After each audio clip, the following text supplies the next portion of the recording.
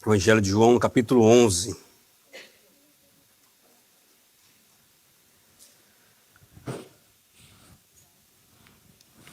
Diz assim a palavra do Senhor.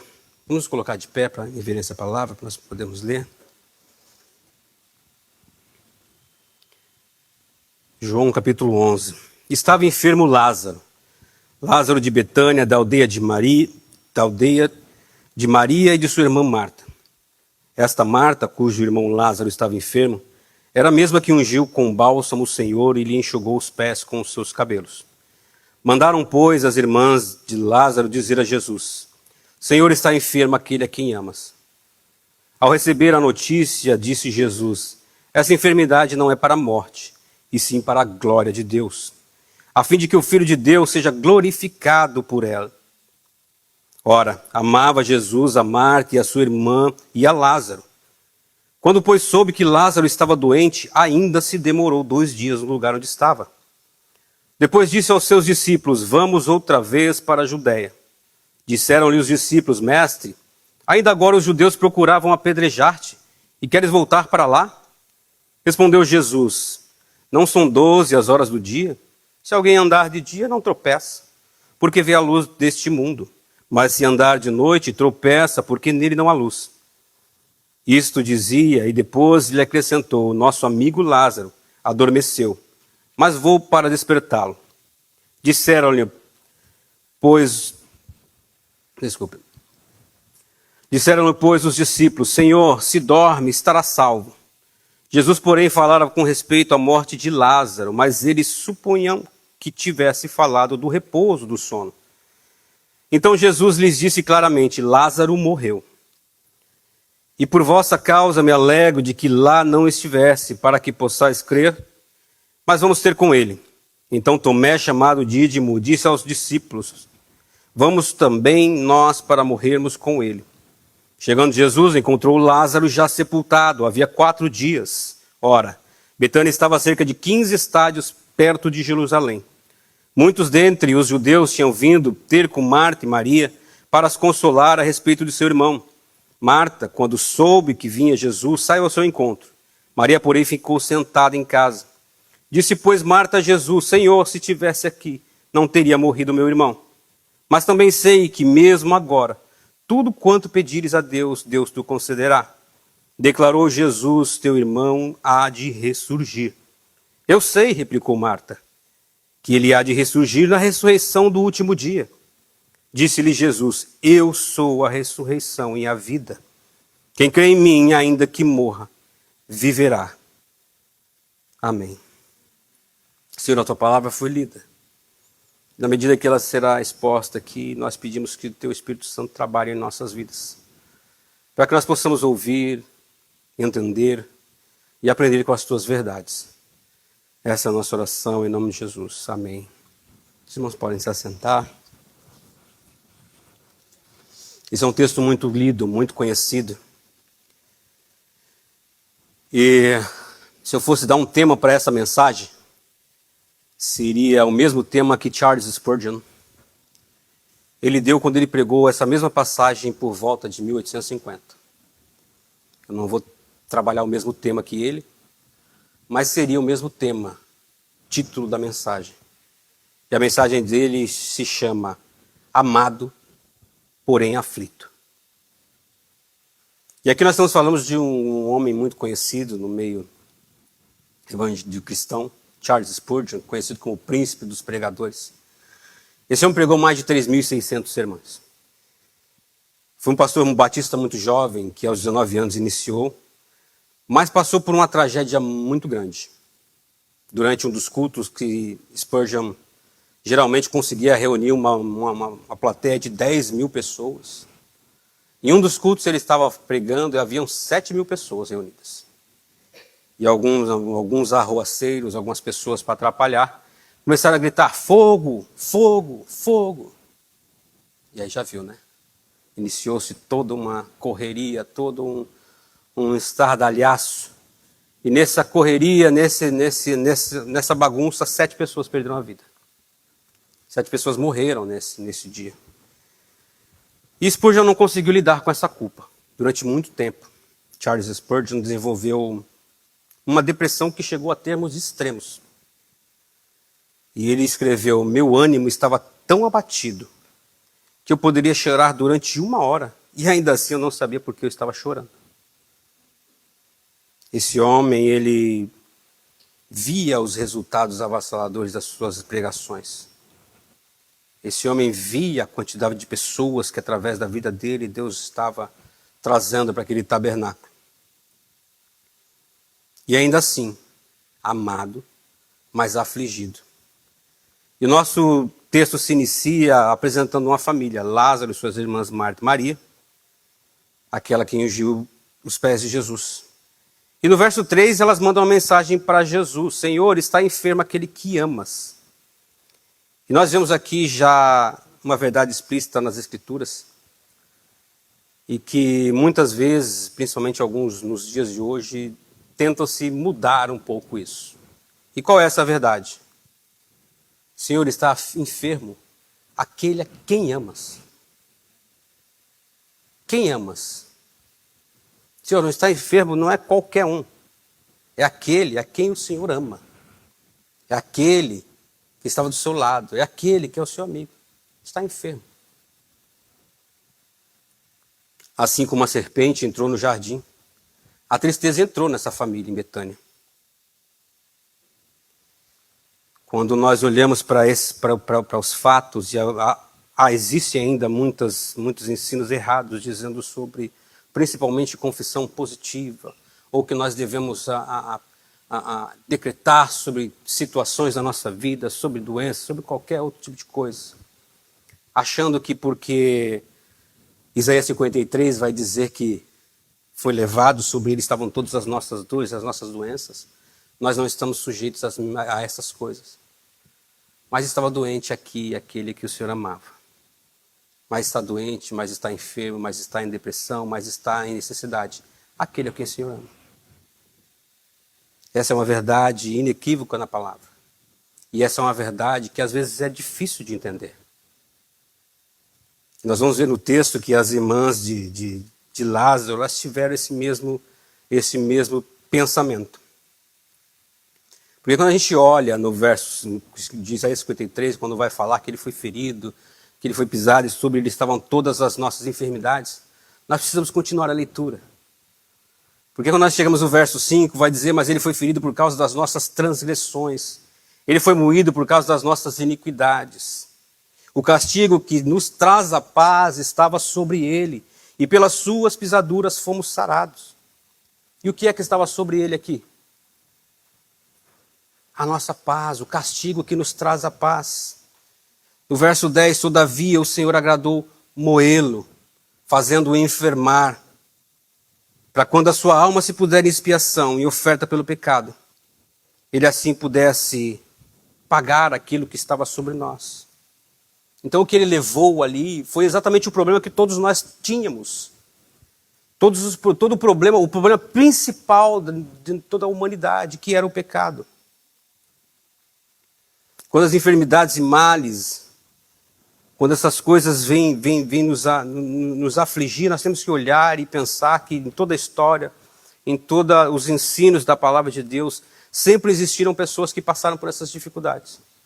E geralmente são pessoas que estavam com Deus, estavam junto ali, caminhando com Deus. Às vezes a gente pensa ali em Jó, né, como exemplo maior disso, porque Jó estava ali tranquilinho com a família, servindo a Deus, fazendo sacrifício pelos filhos, um homem justo. E aí Deus vai lá e faz todo aquele trabalho na vida de Jó. E a pergunta é: por quê? Essa foi a pergunta de Jó, essa é a nossa pergunta, mesmo depois, sabendo do final. Por quê? Por que isso aconteceu na vida de Jó, de Davi, de Ezequias, de Paulo? Por que essas pessoas, esses amigos de Deus, as pessoas que andavam com Deus, tiveram que passar por esses momentos de dor, de sofrimento, de amargura, de até mesmo depressões profundas, quando diz: ó Deus, por que eu nasci? Seria bom que eu nem tivesse nascido. E a pergunta é sempre: por quê? E essa provavelmente deve ter sido a mesma pergunta das irmãs de Lázaro. Nós vamos ver mais para frente. Verso 23, elas fizeram a primeira coisa que a gente deve aprender com esse texto. Elas enviaram um recado para ele. E essa é uma verdade que nós temos que entender e guardar no nosso coração.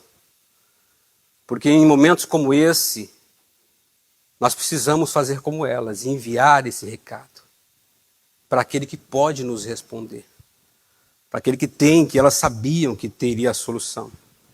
Nós nem passamos do verso 3 aqui, mas já vimos essa primeira verdade apresentada aqui. E talvez deve ter surgido aí na sua cabeça várias perguntas. Fala, ok, Senhor, mas eu não seria mais útil na sua obra se eu tivesse em plena saúde? Eu não seria mais útil na sua obra se eu não tivesse que ficar me preocupando com o meu aluguel que está vencendo? Eu não seria mais útil na sua obra se eu não tivesse com essa doença me limitando? Eu não seria mais útil na sua obra se meu coração não tivesse com essa sensação de vazio, de solidão? Eu não seria mais útil para a sua obra? Então, por que isso? E a resposta pode vir de duas vias. Ele pode se agradar de falar para você a resposta. Ele pode sim te responder o porquê. Ele pode te mostrar porquê dessa situação. Eu te coloquei nessa situação que você está para você mudar a sua vida, para você mudar o seu caminho, para você abandonar certos hábitos. Para você, quando olhar em volta, não ver que não tem nenhuma solução, você olhar para mim. Ele pode responder isso. Mas ele também pode, ao contrário disso, deixar você sem resposta. Ou um longo período sem resposta. Simplesmente disposto a suportar a vontade de Deus com paciência, mesmo sem saber o motivo. A gente sabe que vai haver aqui a ressurreição de Lázaro.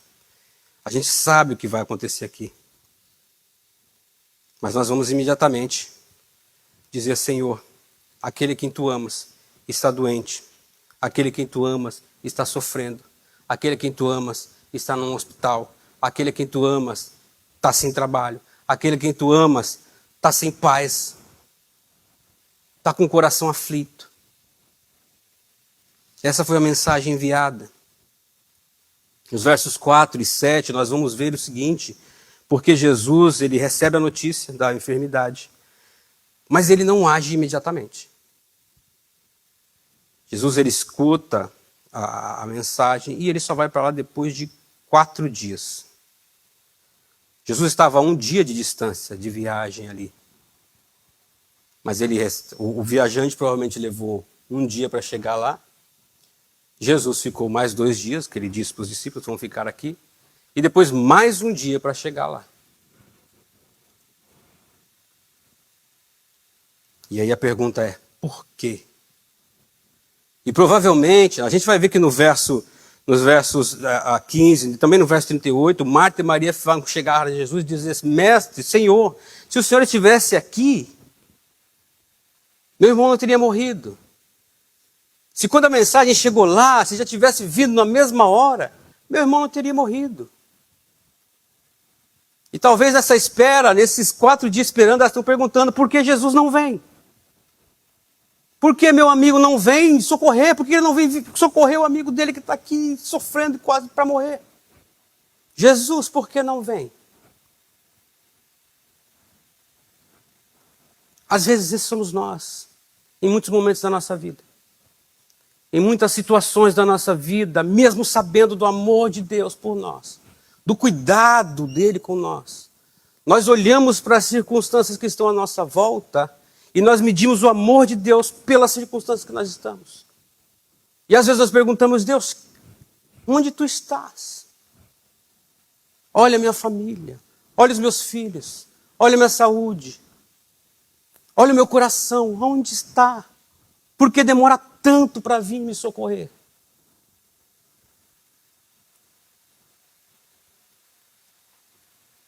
Verso 5 vai dizer, amava Jesus Marta, a sua irmã e a Lázaro. E a pergunta aqui, ou a resposta seria, deixe o mundo ver. Como você glorifica a Deus em meio a tudo isso que você está passando? Nós estamos prontos a isso? Nós estamos prontos a deixar o mundo ver a nossa alegria em Deus, em meio às circunstâncias que nós passamos na nossa vida? Nós estamos dispostos a mostrar ao mundo que em meio a uma grave enfermidade, nós ainda levantamos e glorificamos a Deus. Em meio a uma situação difícil na família, nós ainda levantamos e agradecemos a Deus. Nós ainda glorificamos a Deus. Nós ainda temos um sorriso no rosto pelo que Deus fez na nossa vida e tem feito na nossa vida. Enquanto você não se enxergar como amado de Deus, você perderá essa estrela tão brilhante que ilumina a noite mais escura. Enquanto o amor dele não te atingir, você terá essa luz somente iluminando os calabouços da sua alma. Se nós avançarmos mais no texto, no verso 20 e 21, nós vamos ver que Marta, quando soube que vinha Jesus, saiu correndo lá. Maria ficou e elas foram a reclamar com Jesus. E elas vão dizer: por que demorou tanto?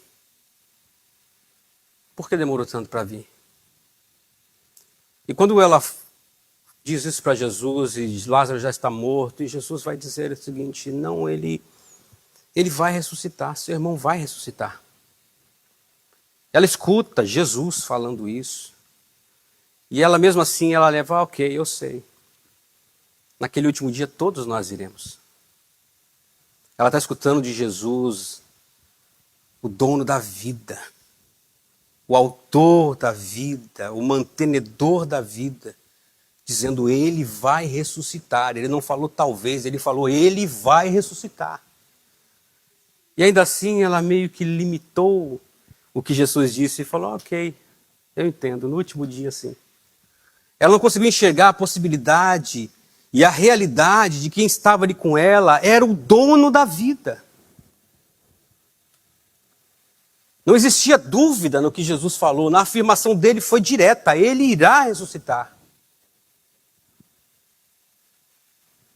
E às vezes é o que nós fazemos na nossa vida.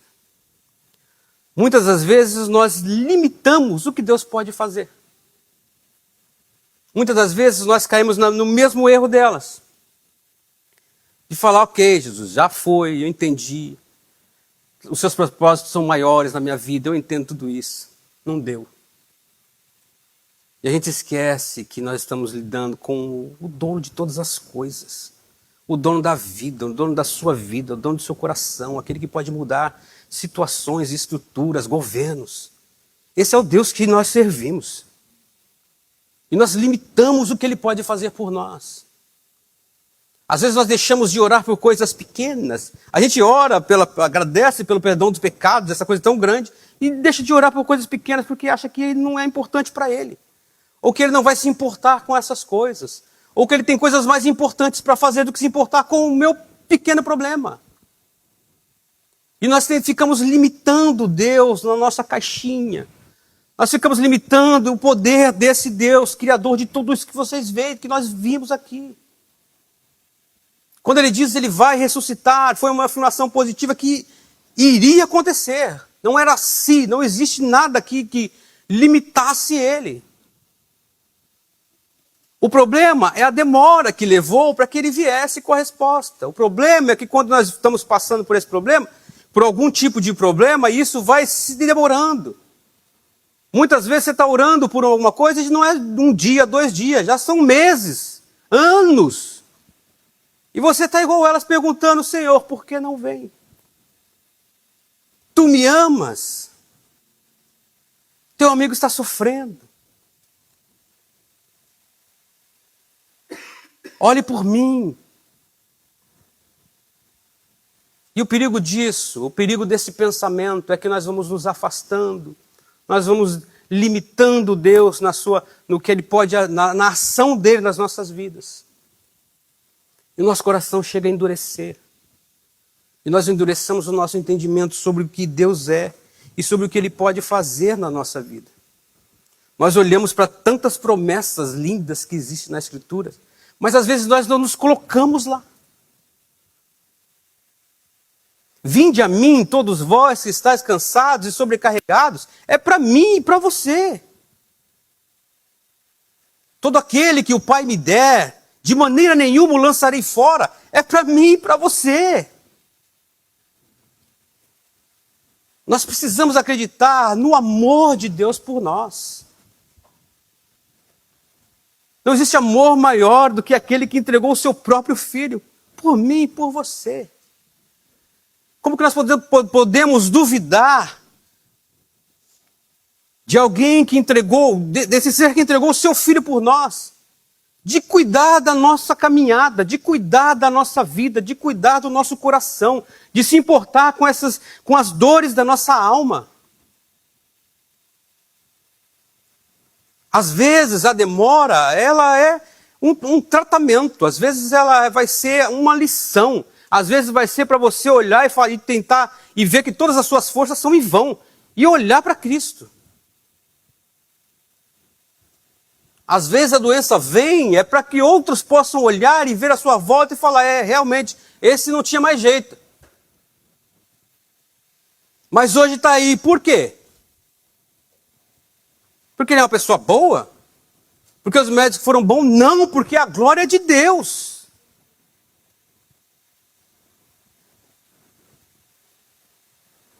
Alimente a sua alma com esperança. Alimente a sua alma com a certeza de que as promessas de Deus para os seus filhos, os seus amados, te incluem. Pare de viver uma vida de comiseração. E entenda que você foi levado ao patamar de criatura para filho e herdeiro. Coloque a importância disso na sua vida e no amor dele por você.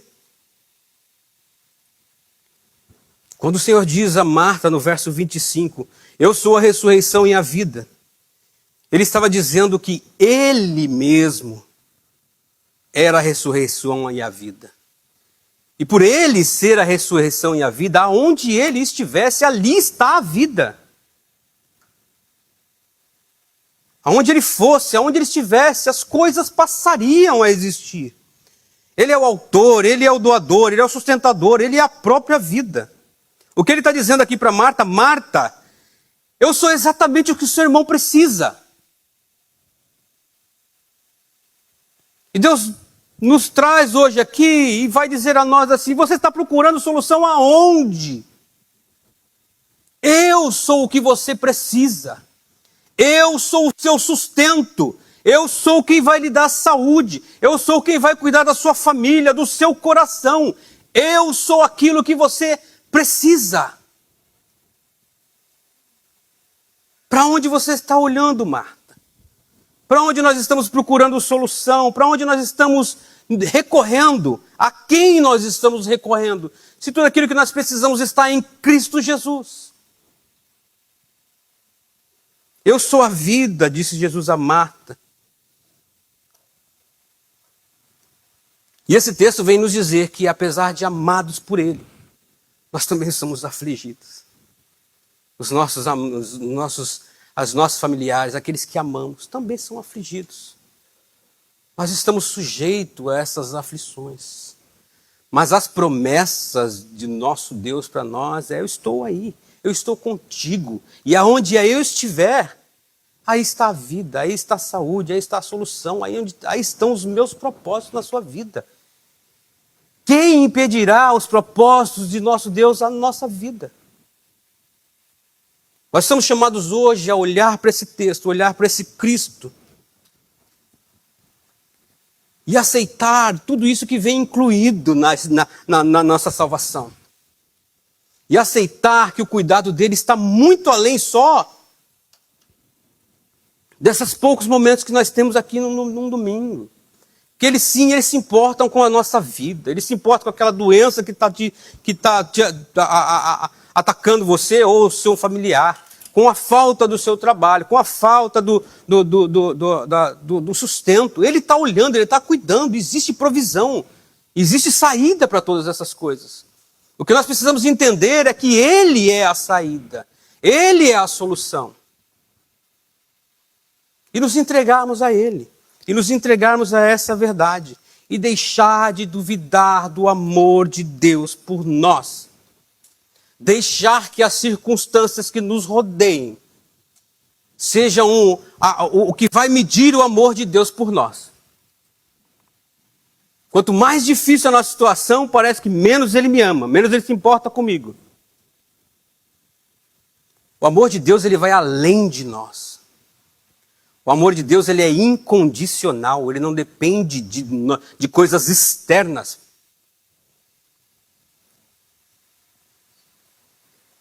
Ele vai dizer: Marta, Maria, parem de correr, parem de ansiedade e deleite-se na paz que só eu posso dar. Nós sabemos o final da história. Nós sabemos que Jesus encontrou-se com aquele túmulo que já havia 4 dias, já para dar certeza que estava morto mesmo, para ninguém falar que era, não, está 4 dias já, até cheira mal. Para mostrar ali naquele milagre a sua divindade, mostrar quem ele era. Para mostrar ali que ele era o dono da vida. E naquele momento em que elas se alegraram muito com isso, nós possamos tirar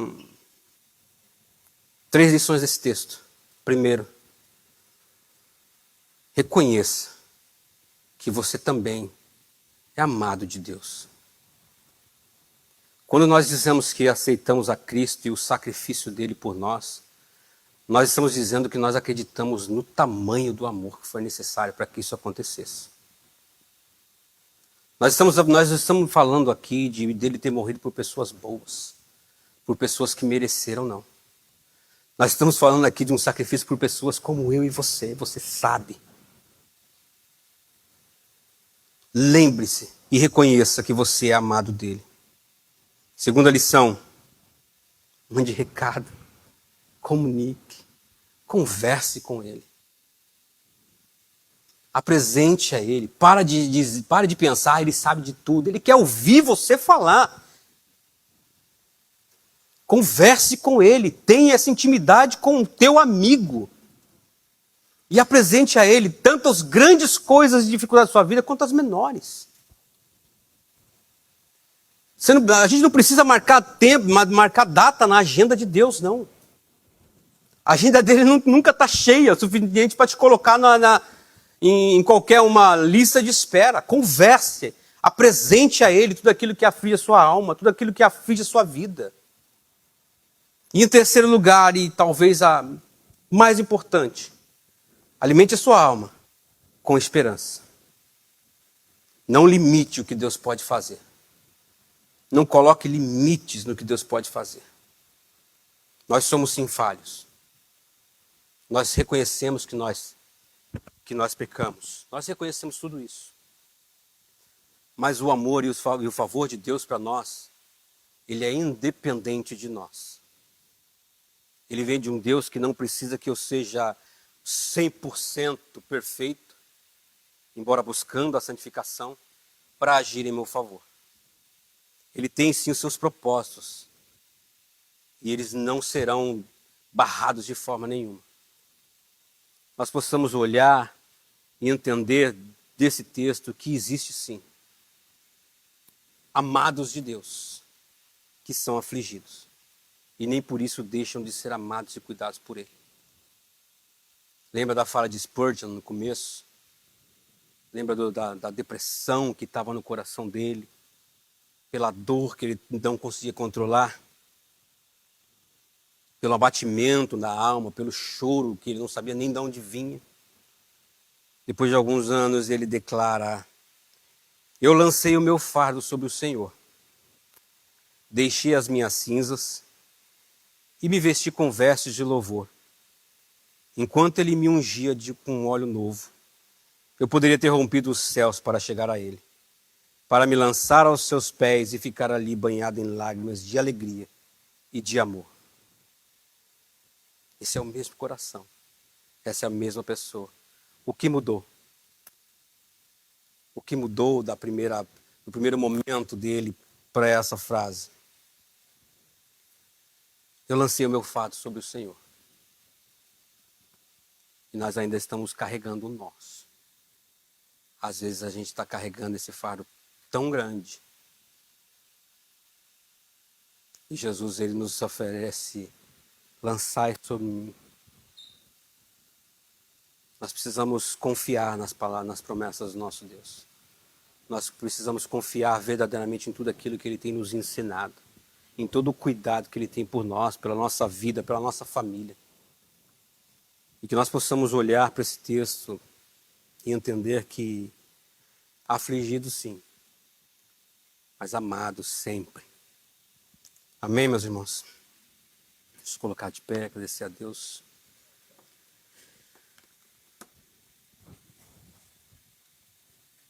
Senhor Deus, muito obrigado, Pai. Muito obrigado mais uma vez pela Tua palavra que hoje veio nos lembrar de que nós somos amados, Deus. Que o Senhor se importa com cada um de nós aqui. Às vezes nós deixamos que as circunstâncias da nossa vida, elas ditem o Teu amor por nós, mas Tu és tão maravilhoso. E o Senhor nos ama de uma forma tão especial. Nos ajude a entender e a esperar e ter essa esperança em Ti. Em momentos que aparecem tão difíceis nas nossas vidas. Nós sabemos que as aflições, elas nos seguirão até o último dia. Mas nós sabemos também que o Senhor é quem nos sustentará. É o Senhor quem nos guardará. É o Senhor quem manterá a nossa fé. E é por isso que hoje nós pedimos, Pai, que o Senhor guarde os nossos corações. Que Teu Espírito Santo nos lembre sempre a quem é que nós servimos. Nós sejamos todo o tempo confrontados e mostrados da grandeza que o Senhor é, da grandeza do Teu amor, da grandeza do Teu cuidado conosco até esse dia de hoje. Nós possamos olhar para trás e ver até aqui nos ajudou o Senhor. E confiar nas Tuas promessas, confiar no Teu amor. E confiar que o Senhor nos livrará e nos guiará até o dia de nos encontrarmos. Eu peço que o Senhor continue nos abençoando, despede a Tua igreja. E essa semana nós possamos ver as Tuas grandezas na nossa vida, no nosso trabalho, em todos os nossos momentos. Que o Senhor continue abençoando as famílias dessa igreja. Que o Senhor continue abençoando os nossos irmãos, tanto que estão viajando. Que o Senhor os traga em paz no seu retorno. Aqueles irmãos que estão enfermos, Samuel e família, que o Senhor guarde, proteja. O avô da nossa irmã Mariana, que o Senhor tem guardado, protegido. Continue, Pai, mostrando ali o Seu poder. Continue mostrando a todos que estão à volta dele quão grande Tu és, quão maravilhoso Tu és. Que nós possamos ver nesses momentos, Pai, a Tua grandeza e o Teu amor em cada momento da nossa vida. Nos leve em paz, nos despese até o nosso lar, Pai. E esteja conosco, Pai. Em nome de Jesus. Amém, amém.